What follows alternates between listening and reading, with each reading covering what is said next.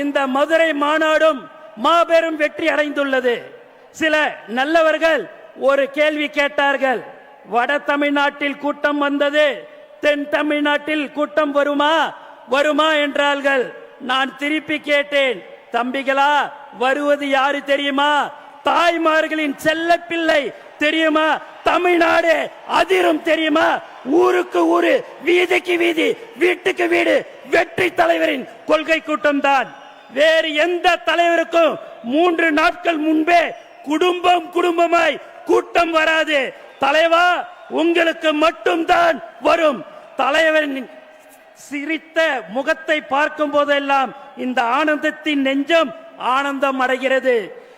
நீங்கள் இன்றைய அரசியல் ஆளுமை, நாளைய முதல்வர். உங்கள் பின்னால் நிற்பது பாசத்துக்குரிய கட்டுப்படும் ராணுவ படை. இப்படை நோக்கின் எப்படை வெல்லும். இன்றைய மாநாடு நாம் அடுத்து செய்ய போகும் வேலைகளுக்கு ஒரு வழிகாட்டியாக அமையும்.